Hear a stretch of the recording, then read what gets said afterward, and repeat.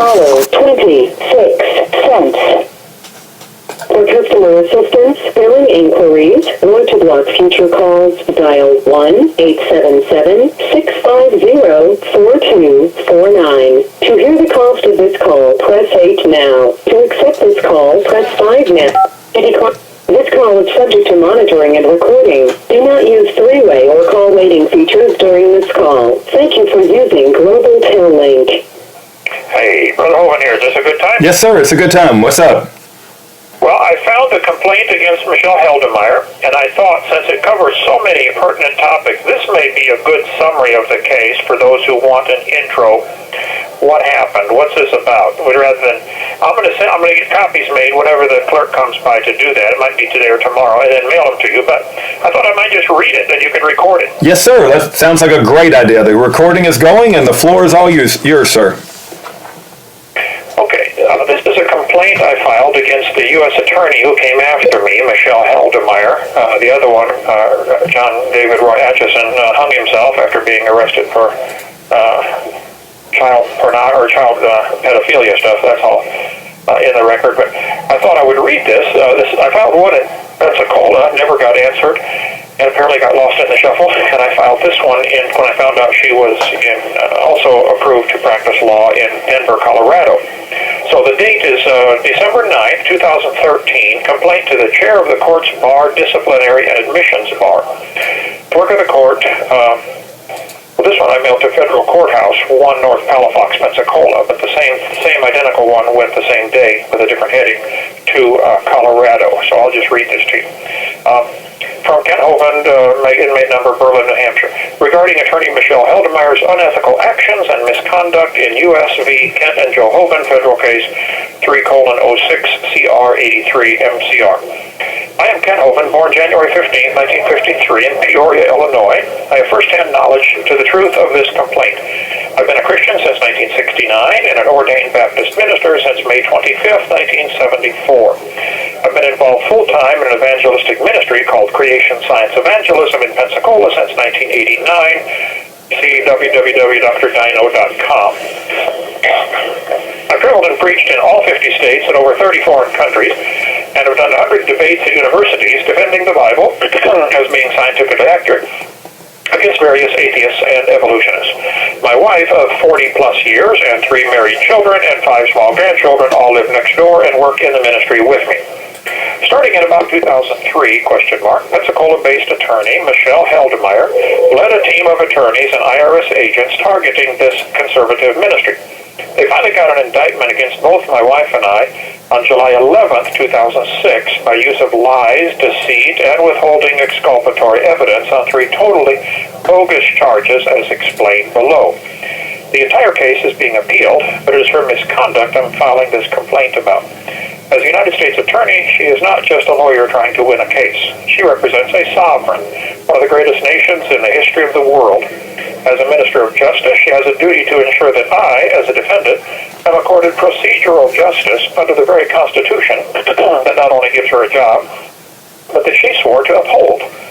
And in parentheses, see the highlighted portions from Supreme Court Case Exhibit 1 and paragraph 9. I didn't find that, Rudy, to read into the record here, but that was a 1935 Supreme Court case where it says the U.S. attorneys can strike hard blows but not foul ones. They must stay within the law. I'll find that when I can find it.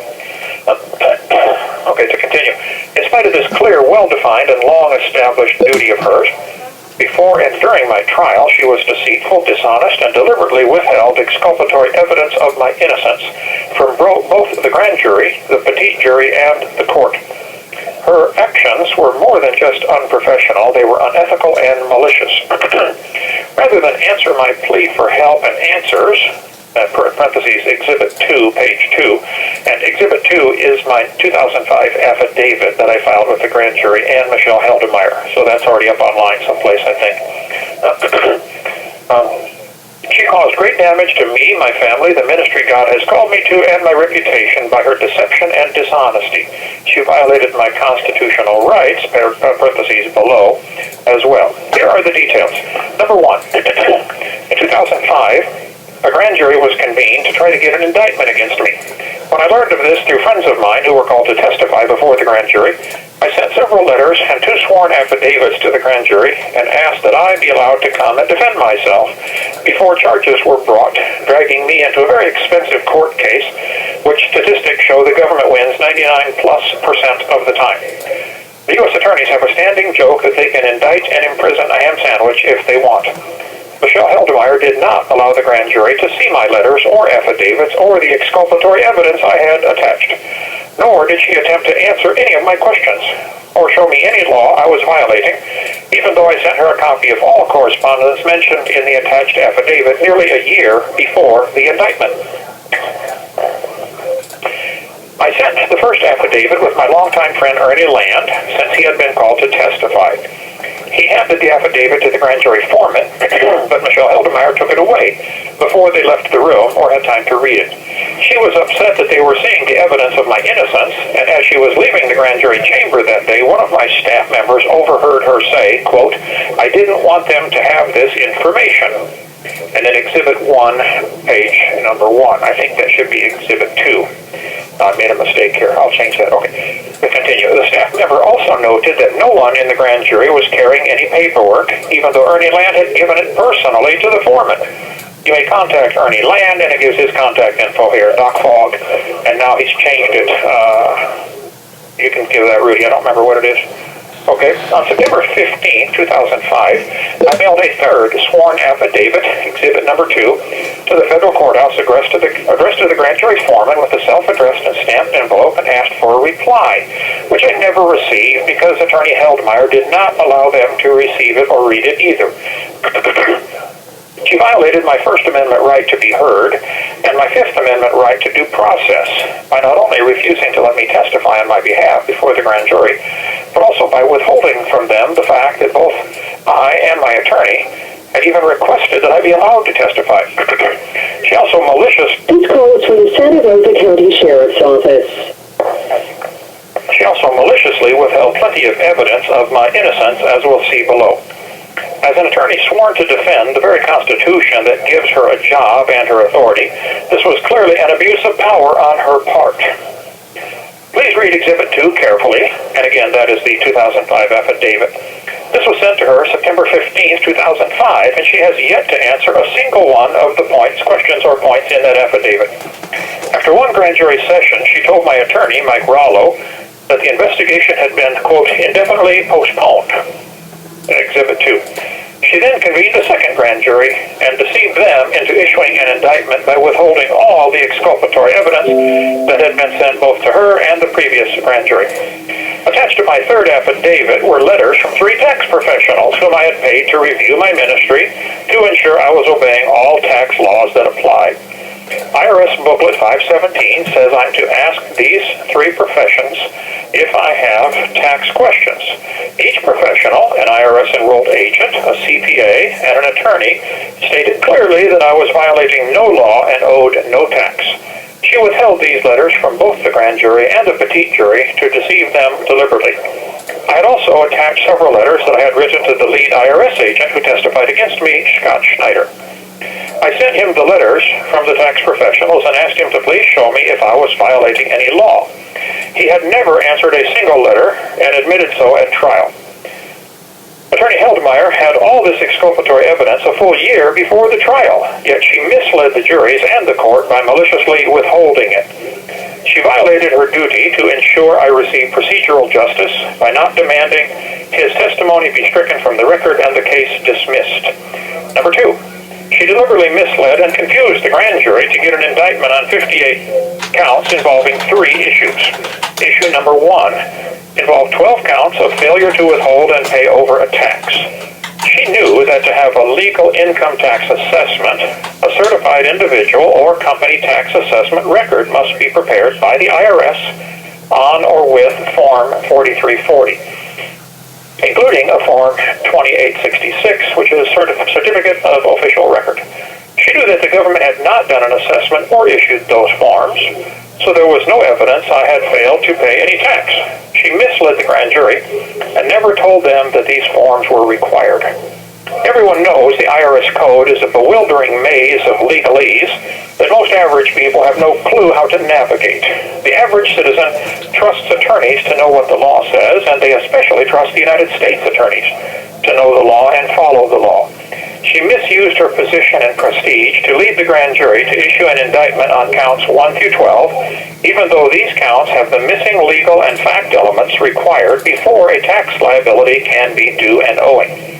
She also knew from the facts presented in Exhibit 2, page 8 to 10, that I was an ordained minister and was clearly an exception to the tax or withholding requirement she was charging me with violating, yet she deceived the grand jury by withholding this knowledge from them. Issue number 2. She misused her position, prestige, and power again and deceived the grand jury into indicting both my wife and I on the second issue involving counts 13 to 57.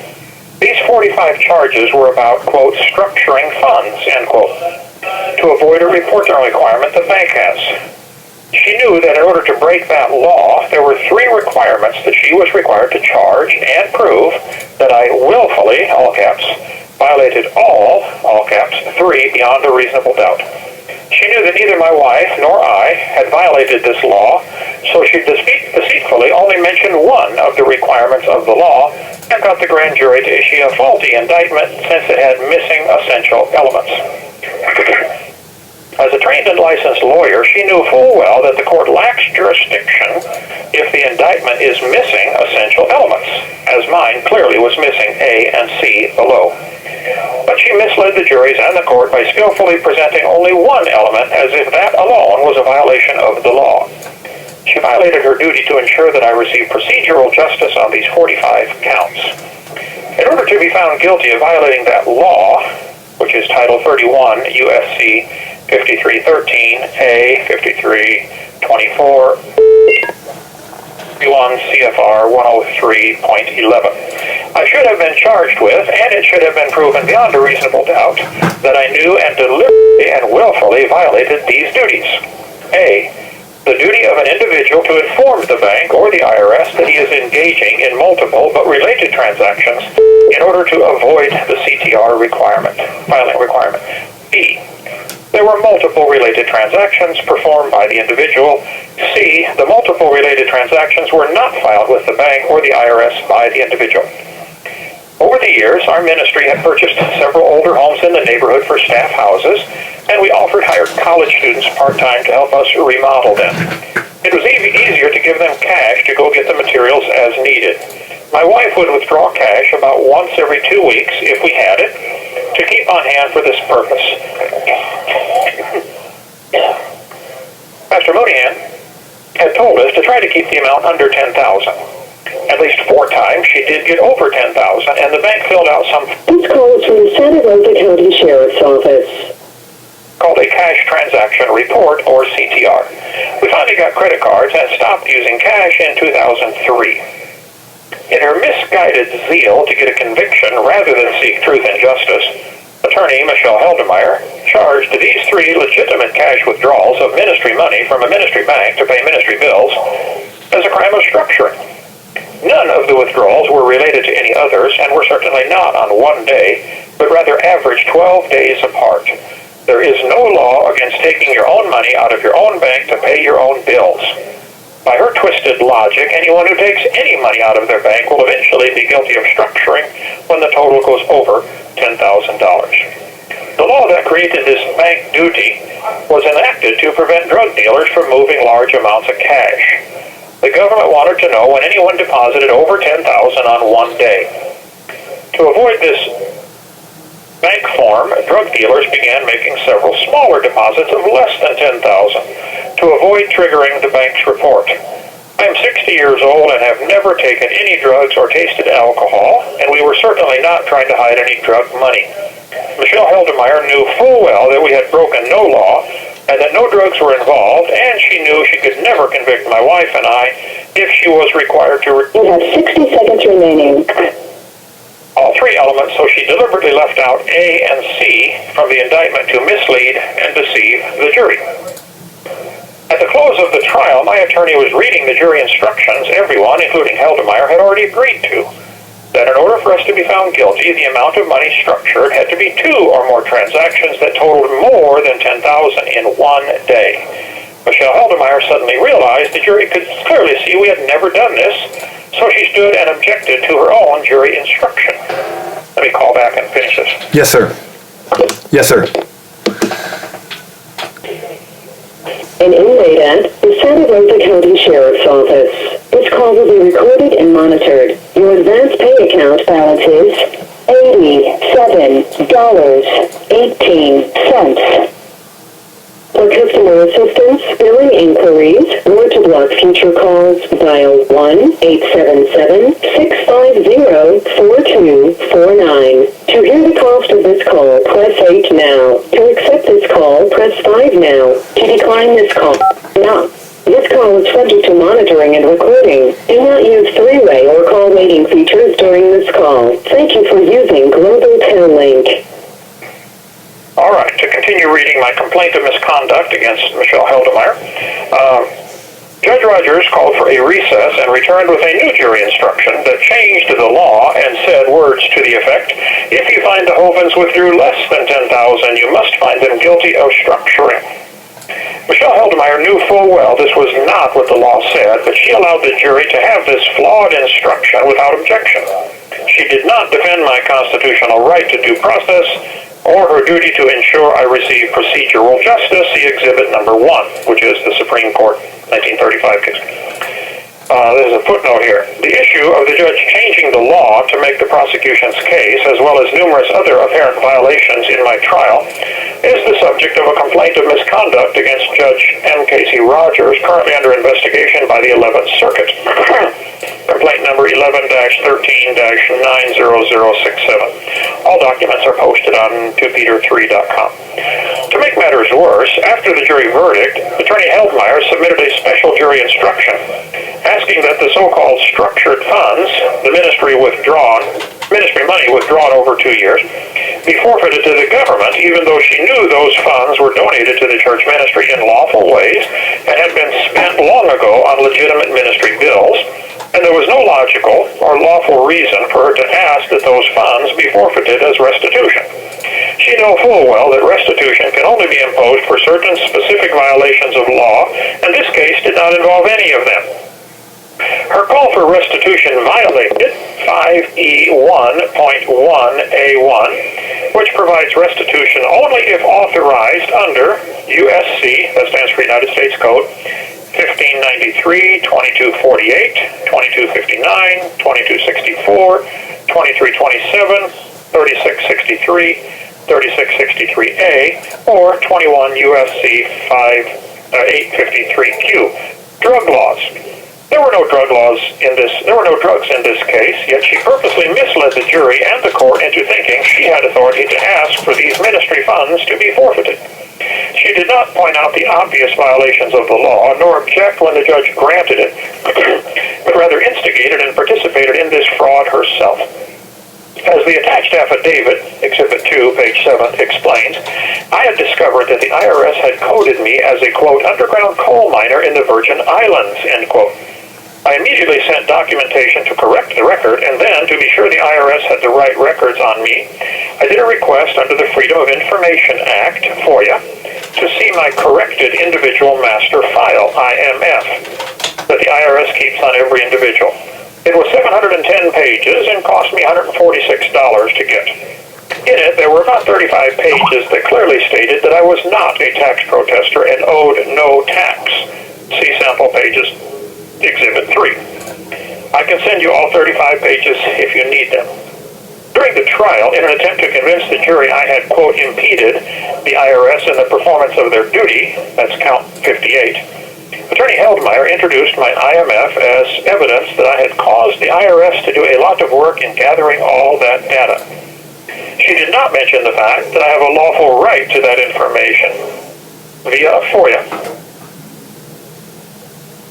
Oh, I got a call back. They're asking me at the door here. I'll call right back. Okay, sounds good. Okay. All right, Pastor Hovind had to step away, but one of the things that I want to point out as he was reading that is how critically crazy it is when he said they changed the jury instructions after they had already agreed. So as he was reading that, he's trying to get a lot of information in a short period of time, but he said they changed when he said they, it means Judge Margaret Casey Rodgers allowed the jury instructions to be changed, which is absurd. But in any event, we'll put it on pause and wait for him to call back. Kent Hovind. An inmate at the Santa Rosa County Sheriff's Office. This call will be recorded and monitored. Your advance pay account balance is $86.09. For customer assistance, billing inquiries, or to block future calls, dial 1-877-650-4249. To hear the cost of this call, press 8 now. To accept this call, press 5 now. This call is subject to monitoring and recording. Do not use three-way or call waiting features during this call. Thank you for using Global Link. Hey, brother, just a couple more paragraphs. Yes, sir. A good edit point. I'll start over at the paragraph I half finished here. Okay. All right. During the trial, in an attempt to convince the jury I had impeded the IRS in the performance of their duty, count 58, Attorney Heldmyer introduced my IMF as evidence that I had, quote, caused the IRS to do a lot of work in gathering all that data, quote. She did not, bold not, mention the fact that I have a lawful right to that information via a FOIA, and the IRS has a person on staff for the purpose of answering FOIA requests. She also did not mention that I paid full price for the IMF, nor did she mention that she had deliberately and maliciously withheld the 35 pages that showed my innocence. I followed the law to the letter, yet she made it look to the jury that I was committing a crime by paying for the file the IRS kept on me, and Congress says we are allowed to get. At trial, Agent Snyder was asked by my attorney about the IMF, which is Exhibit 4, and without even touching or looking through the stack of papers my attorney was holding, parentheses, the IMF, Snyder admitted that he knew the pages showing my innocence were not there, even though it had been certified as a true copy. See page 4. The Supreme Court has clearly stated, quote, the United States Attorney is the representative of a sovereignty, whose interest, therefore, in a criminal case is that justice be done. Exhibit 1, page 2. Attorney Heldmyer did not do this in my trial. When my attorney tried to use this evidence of missing pages from the IMF to impeach Agent Snyder, the judge stopped his line of questioning and intimidated my attorney with a reminder that Agent Snyder was not on trial. He stopped pressing the point, but Attorney Heldmyer not only knew of this deceit, but originated it, orchestrated it, and approved of it. Rather than perform her duty of seeing justice was done and that my rights were protected by agreeing that my attorney that the witness should have been impeached at that point, she was silent. She was determined to get a conviction by any means, lawful or not. Issue number 3, obstructing. Count 58 of the bogus indictment charged me with obstructing the IRS and threatening one of their agents. In April 2004, Scott Schneider led a Gestapo-style SWAT team raid of our church ministry and seized 42 boxes of ministry records, all the cash on hand, and interrogated all the staff for hours. The day after this raid, I was doing my daily radio program, and a caller suggested I pray for them like King David prayed for his enemies in the Bible. I prayed and asked God to protect me and our ministry, and I turned the matter over to God to handle. Over 2 years later, Michelle Heldmyer asked for an indictment saying I threatened Scott Schneider. On the witness stand, my attorney asked Agent Snyder when I threatened him, and he referenced the... This call is from the Santa Rosa County Sheriff's Office. And he referenced the prayer on the radio. My attorney asked how a prayer can be a threat, and he responded with words to the effect that in the Bible, God would often answer those prayers by harming or killing the individual prayed for. TIGTA, T-I-G-T-A, which is the Treasury Inspector General Tax Administration, I think, did an investigation and determined there was no threat. See Exhibit 4, page 2. She knew there was no threat, yet she violated her duty to seek justice and falsely charged me. As the board responsible for issuing licenses to attorneys, I ask that you investigate each item in this complaint and get Attorney Heldmyer to answer for her unethical actions and misconduct and issue sanctions and administer whatever discipline is appropriate. In order for all Americans to have respect for the law and the justice system, it is essential that conduct unbecoming a licensed attorney be punished and corrected or their license revoked. I hereby swear under penalty of perjury that the above facts are true and correct to the best of my knowledge and understanding. Kent Hovind, December 9th, 2013. Here's the answer I got from them, just a very short answer. From the United States District Court for the District of Colorado, the Committee on Conduct, Alfred A. Araj, A-R-R-H-A, U.S. Courthouse, 901 19th Street, Denver, Colorado, 80294. March 26, 2014. Personal and confidential, Kent Hovind. And it gives my number in Berlin, New Hampshire. Dear Mr. Hovind, the subcommittee assigned to review the complaint you filed against Michelle M. Heldmyer has concluded a thorough investigation of your charges and presented its findings to the full committee on conduct. After a full discussion, the committee concluded that the complaint lacked merit and voted unanimously to dismiss the complaint. In compliance with DCCOLO.LATTYR7E1, this letter is to advise you, as well as Ms. Heldmyer, of the resolution of your complaint. The committee reminds you that pursuant to this law, 12A, absolute confidentiality must be maintained with respect to any complaint filed with the Committee on Conduct. Sincerely, John Lebsack, Lebsack, Chair, Committee on Conduct. And so that's how it ended up, brother. I will send you these copies when I get them made, but I thought people want to know. Those are the three charges, basically. Charged with not withholding taxes from employees, and there are several things crazy with that one. But that was only 5 years of the sentence, which was served a long time ago. The structuring charges is really the whole sentence, 10 years, which is now what I'm going back for again for filing a lis pendens on the property that they wanted to seize for the crazy structuring law. So, yeah, I still maintain my innocence, as did lots of Bible characters, Jesus, Job, Joseph, David, and I did not commit a crime, any of the crimes they accused me of, and that I have spent 101 months in prison for, and I would like them to release me, pay the damages, and leave me alone. Real simple. But they don't seem to want to do that, so maybe we can pray that God will convince them that would be the right thing to do. All right. Amen. That's all I wanted, brother. No, amen, Pastor Hovind. If I could just mention real quickly, I think it's worth mentioning, and the IRS has come out in the past 2 months, maybe six weeks, and I actually apologized for misapplying structuring laws in this particular situation. So that's an important point. And is it worth maybe asking for just a little bit more elaboration of how shocking it is that once you had agreed upon jury instructions, that the judge allowed the jury instructions or actually changed the jury instructions? There's so many things that were shocking as you continue to read this situation, and I will get it uploaded. But that just seemed to really stand out, that the jury instructions would be changed at the last minute. And I just wanted to bring light to those two things. The IRS has apologized for misapplying structuring laws, and the jury instructions were changed. And I appreciate you reading that and taking the time to share that with us. I will make sure that gets uploaded, sir, and thank you very much.